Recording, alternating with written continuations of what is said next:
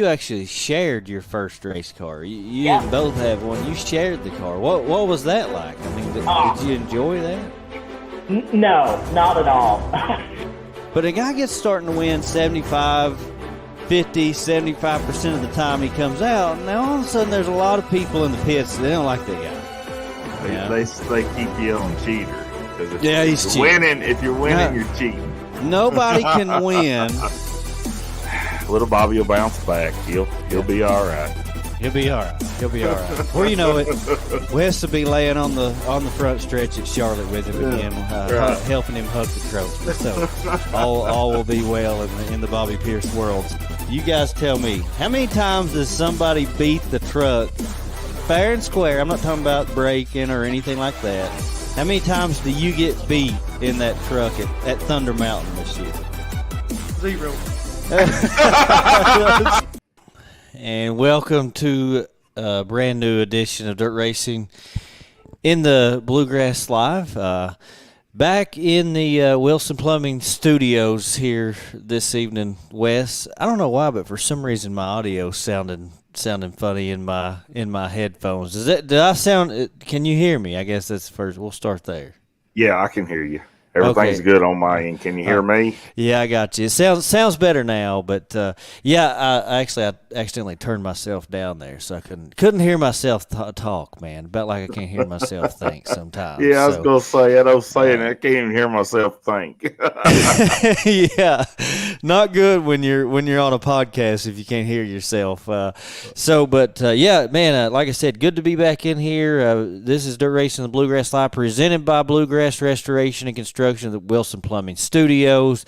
Man, it's been a couple weeks, and it feels like forever, to be honest with you, since we've been on here. So really, really excited to jump on here tonight and get back to business as we finish up the last month or so, a little over a month of the racing season here in Kentucky. Yeah, I hate when we have to miss a show on a Wednesday night, and yeah, like you said, it seems like we've not been on here in ever. We missed one week, one show, and we just hate when that happens. But things come up sometimes, and we do. But just ready for another great show. Happy to be on here, and everybody share this out. Tell everybody to jump on, and we're going to have a great show. Yeah, try to get a good group of people on here because, to be honest with you, the main thing I want to do here tonight, we don't have any guests or anything on here this evening, but I do want this show to be in memory of Jeff Gullett. And I want to hear from folks in this racing community. Honestly. We don't have a lot of calls on the Absolute Seamless Gutters Hotline. To be honest with you, Wes, that number is 859-412-1287, by the way. We don't have a lot of calls come through the hotline very often. And to be honest with you, a lot of shows, it's hard to get to many calls because we've got plans and people coming on and things. So, but tonight I want to answer them just as quick as they come in, because I want to hear people. If you've got a story, a memory, something about Jeff Gullett that you could discuss, maybe just anything you want to say about Jeff Gullett. I know there's so many people out there in the local racing community that knew him personally. They've got stories about him. If you're listening, if you're watching, if you know somebody that does, let them know to call in, because I want to hear from some people on the hotline here this evening. I want to hear your stories and memories and things of Jeff throughout the years. Yeah, I agree. This show is in remembrance of him, and just thoughts and prayers go out to his family, the race teams that he crewed on, the racing community and family in general. But just continued prayers for all of those guys. And Jeff Gullett was a very special man.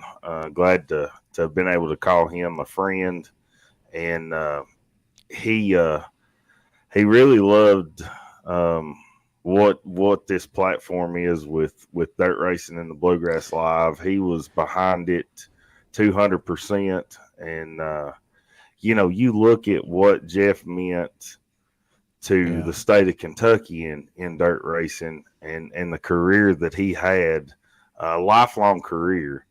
But, you really look at it and say he impacted so many people across the United States in the dirt racing, sport, and just played a huge role. And, you mentioned the name Jeff Gullett. Everybody knows Gullett, and he just was he was a one of a kind, and he will dearly be missed. Well, he was a racing purist for sure. You knew him personally a lot better than I did. I mean, I got to know him since we started doing the podcast, and spoke to him every time I saw him at the track, that sort of thing. But you knew him a lot longer and a lot better than I did personally. But the one thing that I mean, there's just not a lot of people like him left. I mean, he's a purist. He's a lifer. Dirt racing meant so much to him. He filled so many roles in the sport throughout the years. Most recently with James Ratliff Racing. A lot of people these days know him by that. But the involvement with racetracks and things stories you hear about in past years, and just he just filled so many roles in this dirt racing community. And was always just such a, just funny, he's just a good guy. He's just a dirt racer, and loved it and lived it. And certainly he's going to be missed by a lot of people. I know he meant a whole lot to a lot of people in this dirt racing community, for sure. So like I said, a lot of times we don't push it all that much. We try to a little bit, but tonight I want you to call the Absolute Seamless Gutters Hotline. I want to hear your stories. I want other people listening to hear what you have to say about Jeff Gullett. People, I know there are people out there that've got some really good stories and knew him better than I did that can tell us about Jeff Gullett. Yeah, guys, call in. One thing I was going to mention about him is he got to live his dream each and every day. And that was working on race cars, being in the business, and he just a special guy. On and off the track, he was just a one of a kind, and just want to hear everybody's stories. Yeah, I do see quite a few comments, coming in there. So that's good to see. But give us a call. We want to hear from you. That's 859-412-1287. Let's get this hotline, this Absolute Seamless Gutters hotline, busy here this evening. Like I said, this is just, for me, you called me the other morning, told me that I was working, wasn't able to go. We ended up texting, but anytime you hear someone, that personally, life's just a crazy thing, man. Like, one day you're at the racetrack and everything's normal, and then the next thing people are gone. Yeah. And it's like, man, life is just it's just so short, really, in unbelievable ways, and it just shows you that, like, how short life is. So definitely sad.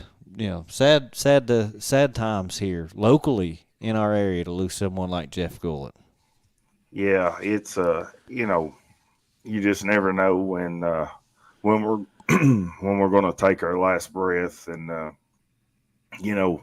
tell people, if you truly love them, and your friends and family, and hug them a little tighter. Enjoy your time together. Enjoy your time at the track racing hard. With your buddies. Enjoy that stuff, because you just never know when the good Lord's going to say you're going to take your last breath, and so just enjoy it, live life to the fullest, and make the best of it. Yeah. I think that's a big reminder when things like this happen. It's always the biggest reminder for me.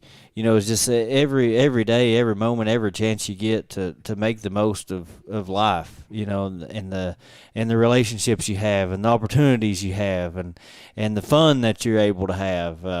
Just try to make the most of life for sure. So, well, one thing I can tell you is that, I know this would make Jeff happy. He was a dirt racer at heart, but you got to. I had to miss out on it this year, but you got to go up to the World 100 at Eldora this past weekend and spend the weekend up there. I told you, we've both been so busy. I haven't even talked to you on the phone since you got back, and so tell us about your trip. I'm gonna get to hear about it along with everybody else listening here with us tonight. So looking forward to hearing about how the trip went.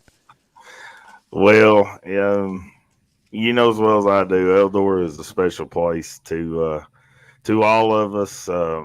It's our happy place on earth, and this year was special. Every World 100 at Eldora Speedway is special.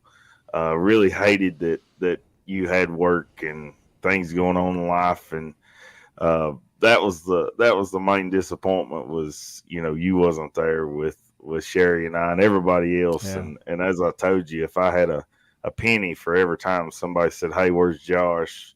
Is he gonna make it up? Will he be here Yeah. by Saturday?"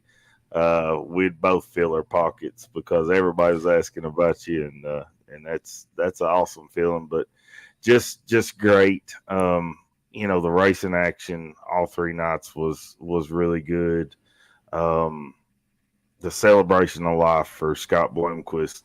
Um, I'm sure you saw pictures, but the amount of people that came out for that, and to hear, Ariel Bloomquist spoke, Mac Daddy spoke,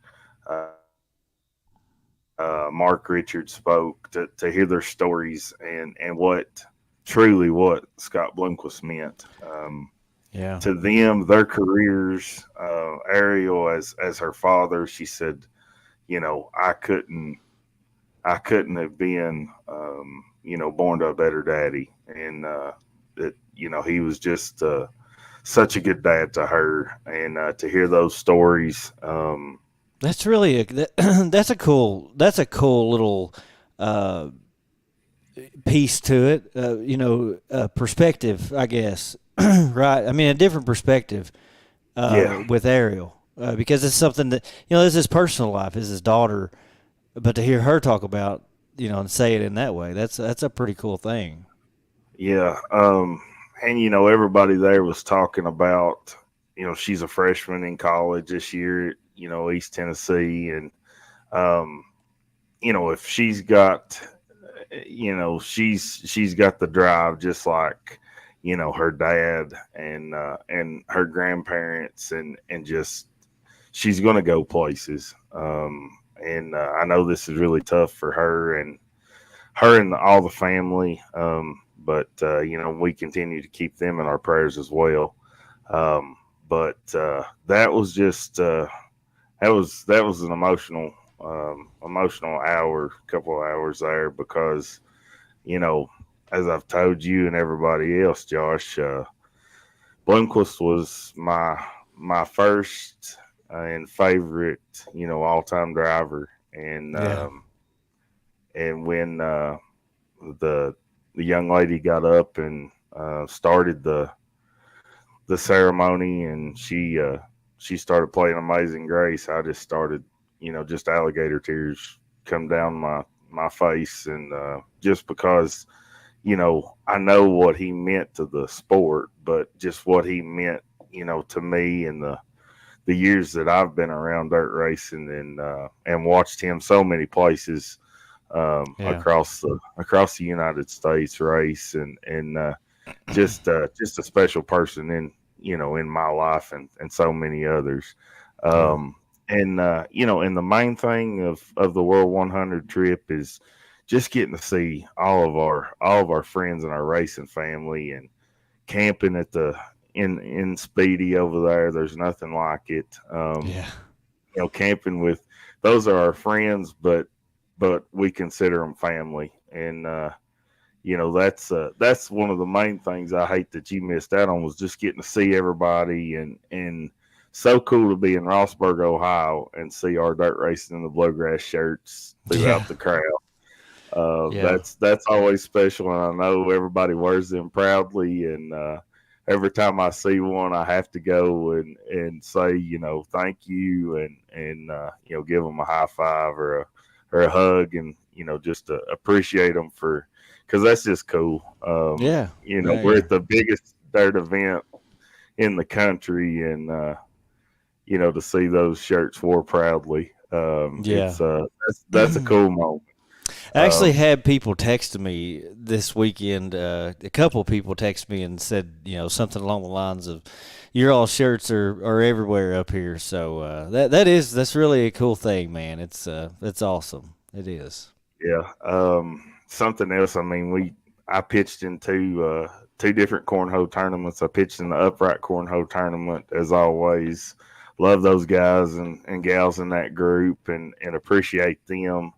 For what they do, and had a blast. And then pitched in another tournament with some guys from London, Corbin, Barberville, Somerset, Science Hill. So that was really cool. Mm-hmm. Just had a blast. It's one of them deals. I've said this. I'd like to just go up and be there from Sunday to Sunday. Yeah. Watch the Baltus Classic on Sunday. Just camp and relax Monday, Tuesday, Wednesday, and race on Wednesday if Castro keeps doing that flow race up there. But Eldor's just special, and had a blast with my beautiful wife Sherry. She had such a good time as well, and just hate that you wasn't up there with us, buddy. Yeah, I mean, it's I hated to miss it, to be honest with you. I was talking to somebody about this not too long ago. I can't remember. For me, really, to be honest with you, especially over the last couple of years, even more so, I don't follow the national stuff like all that much. I mean, a little bit here and there. I might catch a race on flow, like, here and there. But, for me, going to those events, I'll be honest with you, and this is the difference between me and you, but I don't even pay a lot of attention to the races sometimes, to be honest with you. I can't tell you much about the racing at the North-South a month or so ago, but, being able to be with the people and the camping and just all that, that's the fun of it, is just being able to hang out with really a lot of people. And the world's even better because you got a lot of drivers and stuff from around here that go up there just to watch. So you get to see them and really just kind of hang out with them, and they're not busy and all that kind of stuff. And everybody's just got time, and just to be friends and hang out and have a, that's the part of it that I miss. So I definitely missed being there. For me, to be honest with you, and I know a lot of people can relate to this. Honestly, having two businesses is a struggle. To be honest with you, trying to juggle that makes it not easy. But the biggest thing is, to be honest with you, is having an 8-year-old boy. I mean, right. I've got an 8-year-old boy who's into football and basketball. And he plays basketball. He plays baseball. He's just busy, and we're hitting this time period in our lives where he wants to be with Dad. He wants to hang out with Dad. He wants Dad to be there. He's wanting to go to all this stuff and do all these things, and he's active and playing himself and all that stuff. And it's just, for me, I think it's like picking opportunities and looking back on it, taking that trip up to the North-South, and then having the world come so close, it just makes it really hard, and the thing is, because that's what we talk about with, this, seeing all these people lately leave us, and making the most of your time, and and the opportunities that you have, because man, things go by so fast. Life goes by just just so quick, and it's crazy because it's not going to be long till he's not going to be 8 years old anymore playing sports. I mean, life just goes so fast. So, and that's my thing is I love this time. It's like the things you dream about. I love racing. But you dream about having the little boy playing sports, and and here lately he's really got into football a whole lot. So this past weekend he's like, hey Dad, we went to Kentucky's home opener, and this past weekend, hey Dad, let's go to the South Carolina game. And of course he didn't have to twist my arm too hard to get me to do that. Yeah. But that stuff's just so much fun. And so, I think for me, and then plus we stay busy here locally trying to do as much as we can and go to as many. And so, just trying to juggle all that. So, I hated to miss it, but I think in hindsight, probably for me planning 2 trips, back to back or that close together, probably something that I won't even plan for next year. Probably be a pick one kind of thing, which is tough because man, I love both of those races, and I don't know which one to pick, to be honest with you. It's tough because like the North South and the World are kind of like they're both just great events, but they're 2 different things, and if you miss one, you're going to miss that aspect of that one. It's tough. It's a tough decision, but yeah, I mean that has everything to do with that. It's just it's a great time in life, and I get to do so much racing. That's the great thing about it.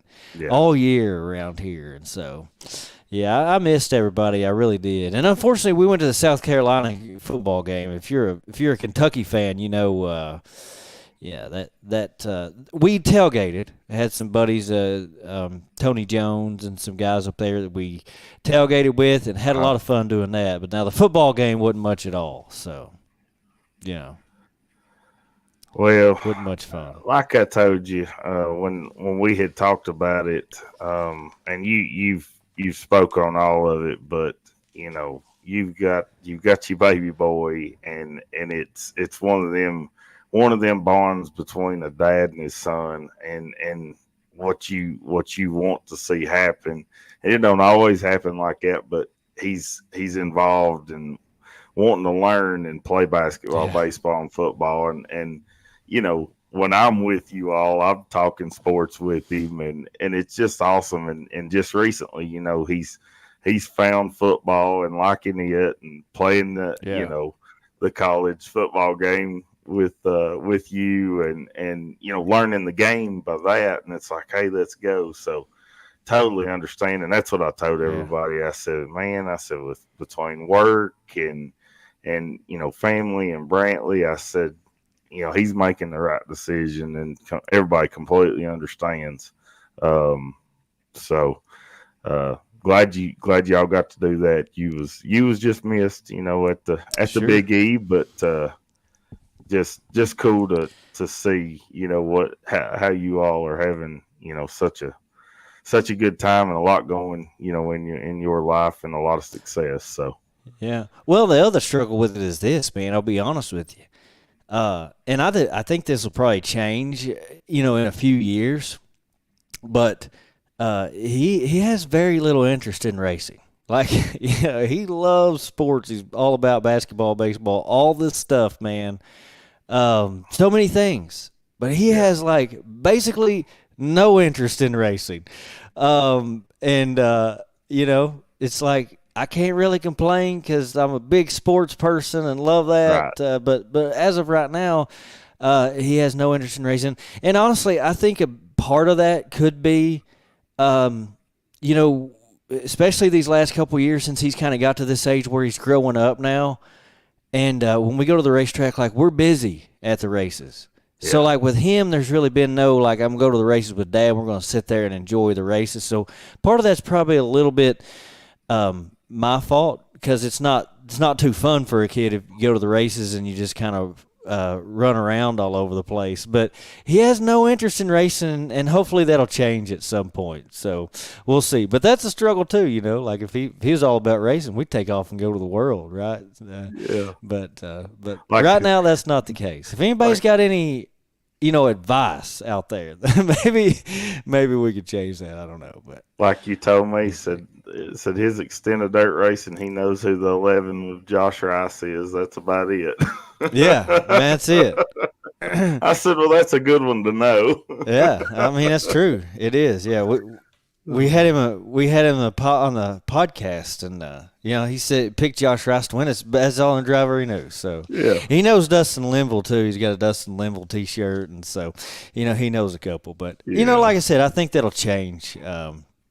I think that'll change in the years to come, but it will. Right now, that's where we're at. Well, I do want to mention again here real quick. We've been on here all this time, Wes. I tell you what, getting people to call this Absolute Seamless Gutters Hotline is an absolute struggle. We have 2 callers basically. We can count on. But would love to have somebody else call this hotline 859-412-1287. Tell us a story, tell us something or anything you want to say about Jeff Gullett. Please give us a call because this thing is absolutely dead, man. And I want to talk to some people about Gullett. Anything you want to say, we'll get you on here. We'd love to hear from you. Wes had a World 100 trip this weekend. We didn't do any racing besides that, so racing wise, we don't have a lot to talk about. So as soon as you call, I'm gonna get you on. Let's get some people on here. Let's get some people on this Absolute Seamless Gutters Hotline. Big news. We'll talk about this off top. This ain't racing topic, but how about the whole thing, man, on Saturday with the I-75? Crazy. This dude decides to just start shooting at random cars going down the interstate. Really, right around the time, honestly, it seemed like it happened. A lot of people might have been like close to getting to the racetrack or coming into the track. So, man, thank goodness we're not talking about that, in relation to our dirt racing community. Yeah. But just what a crazy thing that this whole as this story unfolds, that it's a crazy world we live in, that this happens on the Livingston exit here in Kentucky. Yeah, it really is, and it's been crazy ever since that day. You can't turn the TV on without seeing, Laurel County, Kentucky, and the sheriff's department and state police, and just on top of that, all of these threats at schools. In Taylor County today, Annabeth didn't have school. They kept them. There was threats in the area over here with Adair and Taylor and Green and Marion, and I'm like, this is crazy. It really is, and I don't know if it's one of those things or if it's kind of snowballed off of that shooting on Saturday. But to hear somebody doing that on I-75, heck, far. I-75 runs from Michigan all the way to Florida, and there's a local guy from that area, shooting at cars on the interstate. It's crazy. It is. And I just really hope somebody catches him and takes care of him before he does any more damage. Yeah, man, I hope so. Well, here's my question though. That is the Daniel Boone National Forest up there. I'm an avid deer hunter. That it's getting ready. We're real close, Wes, to going from race season to deer season. You know how it is. Yeah. My life works in seasons, but man, that's the Daniel Boone National Forest. I get it, but here's my question, everybody out there. You chime in on this too. Is he in those woods? I don't know. What do you all think? Is he in those woods? My thing is that's a very, very rough terrain. There's everything and anything there. You've got caves, you've got all kind of thickets and trees and mountains, and I don't think he's in that area right there. I think he's out of it. I may be wrong, but It's untelling where he's at because there's just so much through there. There's trails. You've got Cromer Ridge over there. You've got Wildcat. Mm-hmm. You've Well, got here's the train thing. tracks, creeks. Rockcastle River runs through there. You got Woods Creek Lake in that area. There's just so much. I don't think he's in that area. I've hunted Daniel Boone National Forest my whole life. That's where I still hunt and love it, and I do that mainly because that's just part I enjoy. I mean, it's just nature. It's rough. It's hard. It's difficult. Much more difficult in a lot of ways than like private land kind of stuff. You're talking about just spots of land that just hundreds of acres, and it's rough. It's tough to get through. It's like, and so my whole thing is, and I know they backed out that early that night before as it got dark, so he had time to get somewhere. But like in that kind of terrain, you're talking about like places that are so thick that you literally cannot, like physically, you can't walk through it without breaking trees or Right. leaving visible, noticeable path behind. He just couldn't have got far. I mean, you're talking about rough terrain up and down hills and around cliffs, and it's unbelievably tough to get through and around. I just can't see it. Him being in there. I don't believe that. I don't know. Maybe he is, and there's this theory out there, and it could be true that he's dead. But it's been hot these last couple of days. Like you would think they would. It smells. As far as he could have went, it'd be known by now. Right. I would think. I don't know. I'm no expert on that, but that's just. Well, it's just my thinking. I don't know. This was definitely a well thought out. He had a plan. Who knows if there's more people involved? There's a lot of speculation. I know that those police and officials and everything, they're working as hard as they can to capture him and get this issue resolved. But it's untelling where he's at. You look, today's Wednesday, and that happened on Saturday afternoon. So yeah. Well, and so that's a long time. If he went out there and killed himself, that's a long time. As hot as it was 88 degrees today. So I don't know, man. And no joke. I mean, the law enforcement and everybody involved there, they're doing everything they can, and we appreciate them.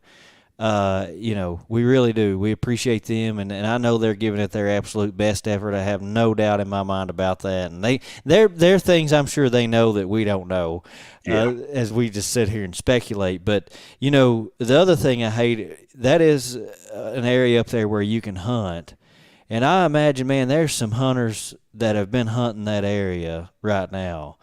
They probably hunted it for years, know that country very well. But there's another side of this too, Wes. As a hunter, that I understand, not on a personal basis, of course, but baiting is illegal on the Daniel Boone National Forest. Right. So I'm sure there's some hunters out there that are like getting their, for one, their bait pile's probably been found, and that ain't good. And it's hunting season, man. Their hunting spots getting all messed up. So, Well, another thing is that area is usually quiet. There's not a lot of in the area that you would hunt. I'm not talking about like over where everybody drives their dirt bikes and their side by sides and their 4-wheelers and all that stuff. But like over there, you got that thick area that I know everybody hunts, and they're like, you might have somebody hike through there, but most of the time that area is quiet and a lot of deer, and I'm sure the deer scattered when all that took place on Saturday. Yeah, I'm sure they did. So, They're probably in Richmond by now. They might have run up there and on some of your neck of the woods. I guess if you've hunted in Cromer Ridge your whole life, you're probably looking for a new hunting spot this year anyway. I mean, can you imagine?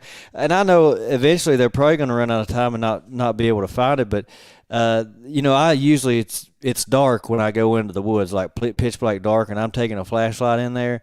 Man, there ain't no way I'd be walking in that area of the woods with a flashlight before daylight. I mean, if something was to tap you on the shoulder, but that'd be a scary feeling. I tell you that much. So they'll probably be finding a new hunting spot. For this year. So yeah.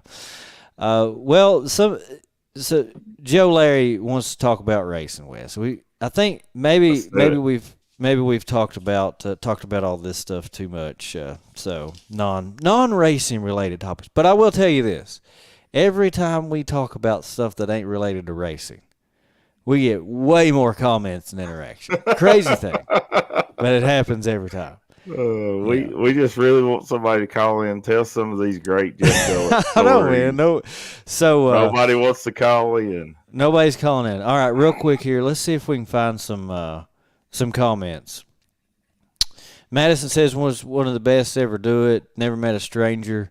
Always there to give the shirt off his back if needed. I agree with that. Matt, he called me. We talked, I guess, yesterday, day before, and I guess that was yesterday. And yeah, we talked about that.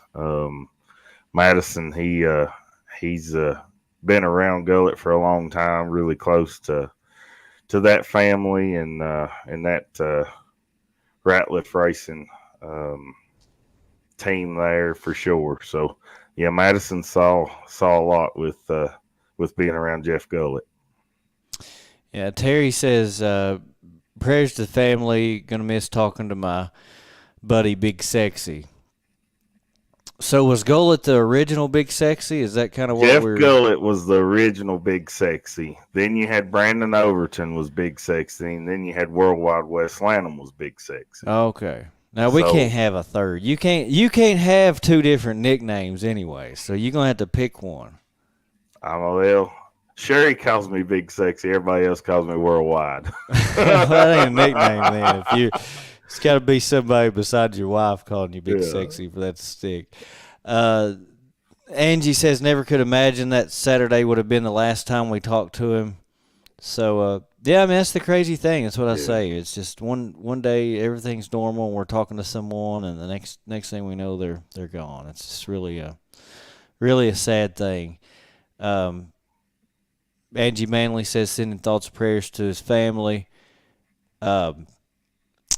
Clarence, he's a good guy. If someone took in just a third of the knowledge he helped when he first started crate racing. Got to give a shout out to Clarence. Happy birthday, Clarence Belcher. Kobe says rest easy, Moon Pie. I get that's another nickname. He must be like you. He had more than one nickname. So yeah. You gotta be big time to get to the level of having multiple nicknames. Jeff Gullett was definitely that. Let's see.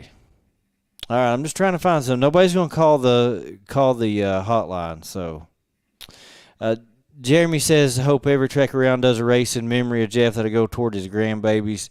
Every story you hear talks about the love he had for them. So.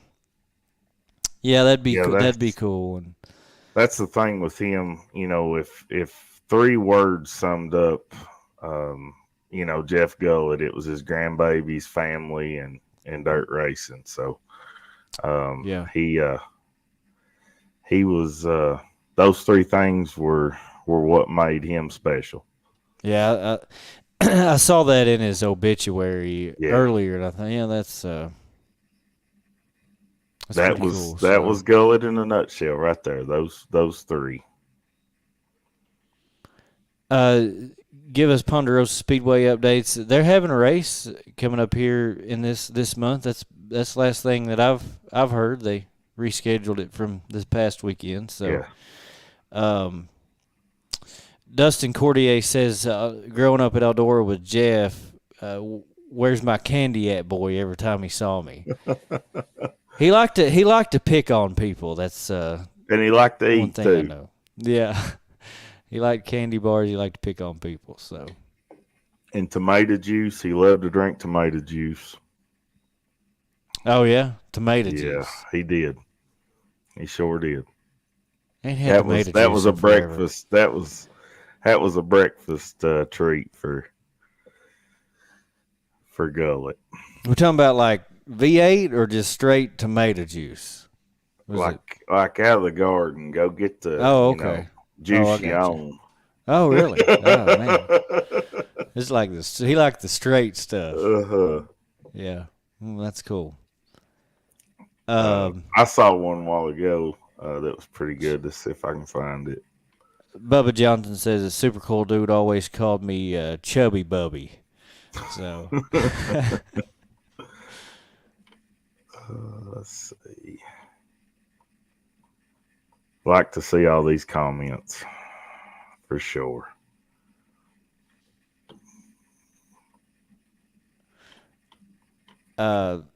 here's another one from Dustin. He's driving and can't call. Nobody else has that excuse, but Jeff called and asked if he wanted to go with him to help out on the car in speed weeks. So he went and spent 6 weeks in a toter in Florida with them. Best time of his life. So I'm sure that was a good time. Well, I was talking earlier. Jimmy Smith and I was talking about, I don't know, about 6:30 today, and a cool experience that I got in a memory that I'll always have a go at was when Dalton Wilson won the finale there at East Bay, won that Lucas Oil race, and the excitement and emotion that Jeff Gullett had when Dalton took the checkered flag and won that race was very special. I was in the infield there at East Bay. Wasn't supposed to be because it's crew guys and car owners and all that stuff. And the guy at the gate looked at me, and I had on a Mikey Marler sweatshirt, and he's like, "What team are you with?" I said, "The 157," and I just kept going.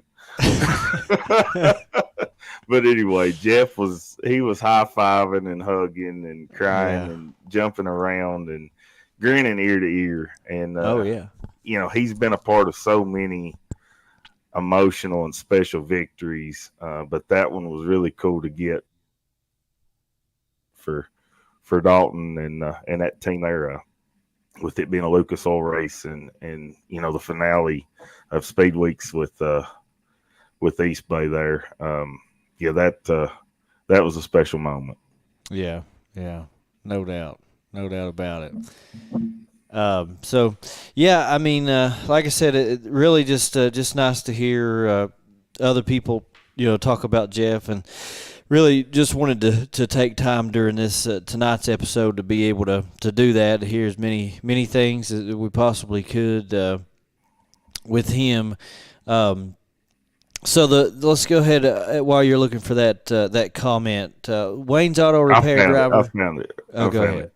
So I gotta talk about the pants. Did you see the picture of those pants, Josh? I did.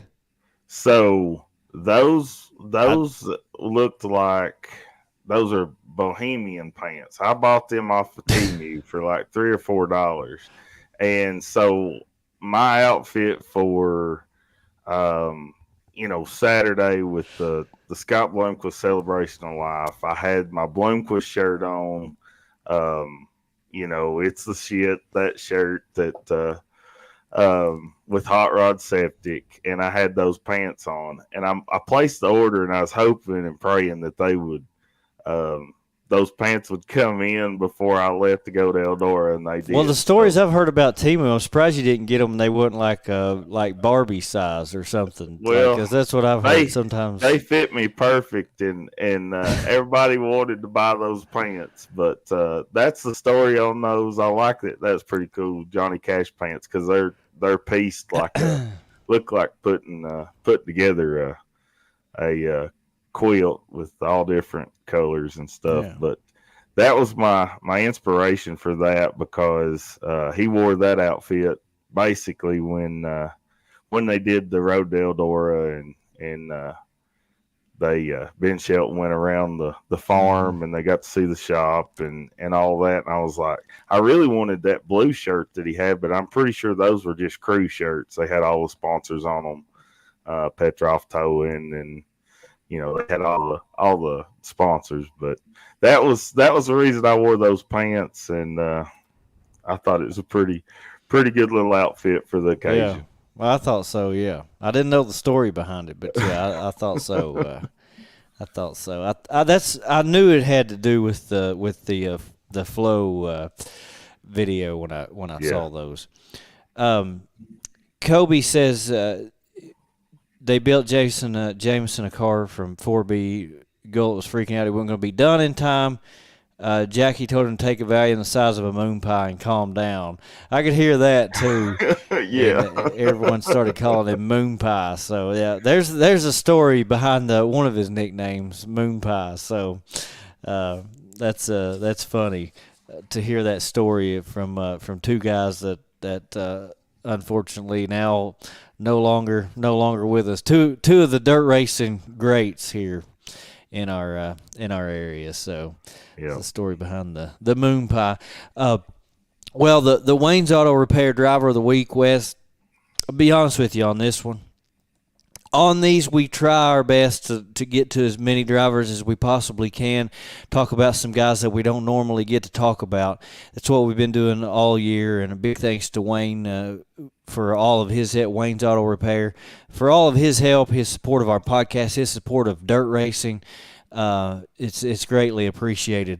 But this week, I had to go with someone we had on the show now a couple of times and that we talk about a whole lot. And I'll be honest with you, I can't help it. Like I said, we've tried to stick with just going with some folks that we don't normally get to talk about, because that's what we want to do. We want to try to highlight as many people as we possibly can. But this past weekend, Dustin Linville went to Thunder Mountain Speedway, won $2,500 on Saturday night in their Pro Late Model Special event. Decided on the way home that they were going to stop at Rockcastle. Got the car unloaded, started tail end of the feature, pulled out there, and made his way all the way up to third. In a good field of cars there at both places, but at Rockcastle coming from the back. So he has to be our Wayne's Auto Repair Driver of the Week. Just a cool thing, stopping, racing two different races and two podium finishes there. So yeah, that's I saw that. I was like, boy, Rooster Nation really showed out on Saturday, and it's kind of cool. We saw several drivers do that this year. Finish at a track and call another track and say, hey, we're finished with our feature. Can we come tag the tail? And it's like, yes, come on. So that was really cool. Yeah. Shane Irvin did it. He came actually to Thunder Mountain and did it that night. We were both up there. Yeah. I think Richmond finished up early and went down to Thunder Mountain. So it was just really cool seeing that stuff happen. Also, just seeing those guys in the pro late models. I think more and more here locally and regionally, as more of those guys start to make the change over to crates, it's going to be a lot of fun to see, and maybe we'll see more stuff like that happen. As time moves forward and we get more of these guys in pro late models. I mean, there's certain times of the year where, to be honest with you, it's easy for me to say this because I'm not putting out any of the money to make any of this happen, Wes. Don't tell anybody, all right? Nothing out of my pocket. But I think it'd be cool certain times of the year, like you couldn't do it in the middle of winter, but like what if a track could start racing, say, 11 o'clock on a Saturday, finish up their show at 5 o'clock, and another show starts down the road at 7 o'clock at night. You got two events in the same day. I think it sounds like a great idea, but again, I'm not putting out any money to make any of this stuff happen. So that's exactly right. I was thinking, if you've got tracks that are close, but they're in, you got one track in Eastern time zone, one in Central time. I mean, that could possibly work out too. Well, it could, yeah. I mean, shoot, that work even better, yeah. If one started, let's say, at 6 o'clock, and one waited till the sun went down and a little later and started about 8, then, you could potentially get your feature finished over there and then, run you could. and tag the tail and get to race at the other track. So, well, I think it was Victor and Mikey. I think when we had them on the show at the same time, they were talking about back in the day, they would do that. Like they would, go somewhere and race during the day, and then both try to race each other to Lake Cumberland. I think they talked about that for a race that night, all on the same day. Yeah. I mean, I could see things like that working. I think it'd be that's Clarence says it used to be Cumberland and then in Clinton County. So I think that's what they were talking about. And of course they were right there two together. Different time zones. Well, it used to be. I think now both of them are Eastern, but I think back then Clinton County was on Central Time and Lake Cumberland there, and Burnside was on Eastern. So. It's just a cool thing to see, and like Tyler Kelly said, he said everybody saw that holler roll in, and it was like the Roosters made his appearance. Well, I think it's cool, man. I really do. I think it's an awesome thing for him to try that, because it's like, pulling in there, you're going to have to start in the back, and it's like, shoot, he just won $2,500 down the road. Why not? And of course, him and Dalton Brown are buddies too, and saw a picture of them two together with their checks, and so that's cool. And Dalton's actually been our driver of the week early in the year, so I'm not giving it to him twice. He gets a shout out though. Yeah, he gets a shout out, because talk about him a little bit here too. You talk about another guy that, like, we coming up on our award show here in a couple of weeks, and we always do one for most improved driver. I'm going to go ahead and tell you, there's a real good chance Dalton Brown's going to be a part of those awards, because just the stretch he's been on here lately, and I think just seeing a guy like that, the improvement that he's made and the success that he's been able to have this year is a really cool thing in a sport, and that is hard to do, man. It's hard to win. People don't realize how hard it is, and he's been on a roll here lately. Yeah, he sure has, and such a good year that 2024 has been to him and that 23B team. Well, and he's in I'm thinking he's in Limble's. I think he bought that car from Limble. I think he used it as his super car last year. Is that right, or was it his crate from last year? It's one or the other. I think it's a Swartz. Yeah, it is. I can't remember which one, but yeah, it's a good car. He's worked hard. He's worked on his program, working, laps, running all these racetracks, running against tough competition, and the hard work's definitely paid off. Yeah, it has, and it is so hard. I've thought about that. People don't realize. I think I didn't realize how hard. Because you talked about this. I've done a lot of things in my life, and I've always been able to be pretty much good at whatever, all of it. I could figure it out. Right. Driving a race car is the hardest thing I ever did, and it pissed me off more than anything's ever pissed me off before, man. Like, it is so freaking hard to go out there and beat these guys, because the thing is, you're going out there and you're racing against people who've got like 30 years of experience of doing this stuff. Right. And setting up these cars and like how to drive them and when to do what and all that stuff. It's really hard, and it frustrates people.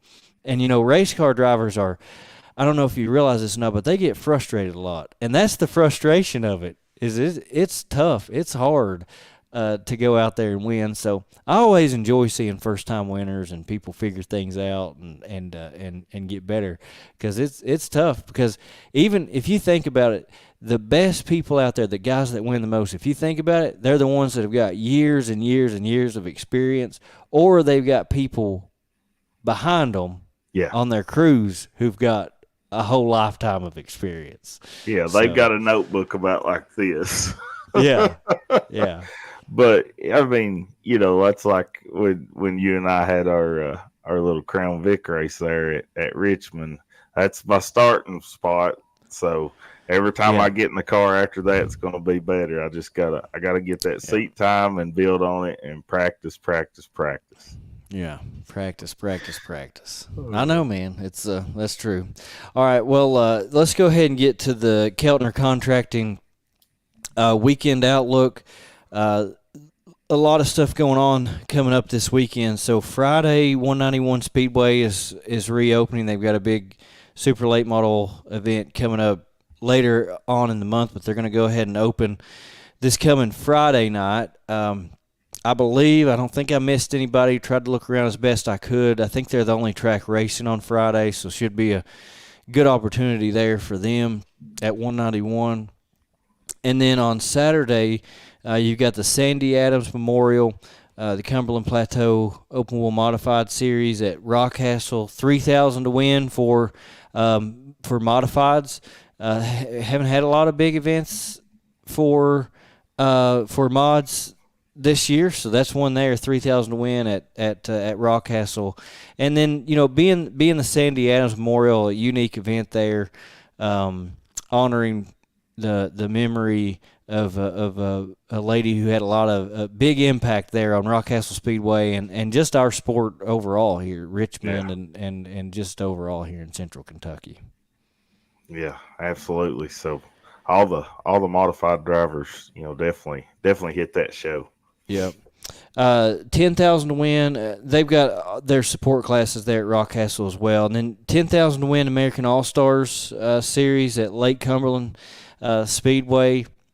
So a big 10,000 to win event there for the pro late models, man. I'm telling you, those crate late models, you can run 5 to 10,000 to win within a pretty easy drive every single weekend, it seems like. Yes. But that's a big one there, 10,000 to win at Lake Cumberland coming up on Saturday. Yeah, and the cool thing about those bigger, crate races like that, anywhere from 5 to 7,500 to 10,000. Who knows who's going to show up? That's a big payday, and I know we said this time and time again, but those crate late models put on a dang good show. Yeah, they do. And then 3,000 win supers at Mountain Motor coming up on Saturday night. Other support classes there as well. And then 1,000 win sport mods at Mud Lick coming up on Saturday. So, like I said, a big weekend of racing. Of course, if you've looked at the weather forecast, it hasn't looked good all week. It looked a little bit better from what I saw today. So, hopefully that rain chance will continue to go down. We can get all these events in coming up here this weekend because a lot of big things planned, and we're getting down to the part of the season, man, where you kind of got to get them in because you just never know what the weather's going to do. It could be 30 degrees next, 2 or 3 weeks from now. So, gotta get some racing in while we've got a chance here.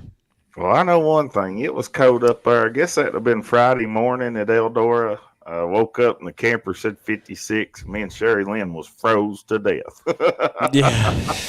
I said, crank that heat up. She went in there and turned it on, and it was cold in that camper. But yeah, I was seeing people say that. So we went from a hot day on Thursday to a cold morning on Friday. Yeah, man, that's rough too for sure. Yeah. So get out and support your local racetrack this evening, assuming Mother Nature plays nice. DirtmanDiecast.com steak dinner pick'em challenge. We haven't had Rockcastle very much this year. Well, probably as many times as everybody else. But I figure with the Sandy Adams Memorial coming up on Saturday, we might as well just pick the winner for mods. You don't get a lot of mod headliners. There's been a few at other tracks and earlier this year at Rockcastle there too. But being that we got 3,000 to win modifieds at Rockcastle, we might as well pick some modifieds winners here tonight. So 3,000 to win. Where are we? You've been keeping up with it. Now don't be cheating. I ain't cheating. You'd probably cheat against me. You make up rules like wiffle ball rules in the front yard, but I think it's 7-4. 7-4. I'll have to go back and check my notes, but I think it's I think it's 7-4. Okay, 6-4. that makes sense. I'm sorry. 6-4. See, all right, 6. All right, you got it right. That's all that 6-4. matters. See, it's pretty close. I mean, I've still got a chance here with. Well, my electric went out, and I didn't get to pick 2 races. Oh yeah, that was very unfortunate. Yeah, very unfortunate. Well, we didn't even get a write-in vote or not. Yeah, I heard we took a vote. Thanks to all my fans and listeners. Yeah, we took a vote. Yeah, it was a good chance for me to steal one there without having to worry about it. I know it, and you still didn't. I know. I still didn't get a point on that one. That was unfortunate. But at least you didn't either, so that's all right. You just played defense that week. You know, I think the question, I'll be honest with you, I think the question this weekend comes down to, for me at least, I'm kind of sitting here wondering, will Cole Falloway be at Rockcastle this weekend? Hey, that would be a great battle right there. It'd be it'd make it fun, yeah. But, I don't know. With a good field of cars, like I said, 3,000 to win modified show, that's good money. Yeah, it's good money. So, yeah, that's a tough one. I think I'm gonna go with Blake Brown. He's raced there quite a bit this year, and of course he's fast everywhere he goes. So I'm gonna go with Blake Brown. I know he'll be there Saturday. So the tidal wave terror. Who you got? The tidal wave terror. Oh goodness.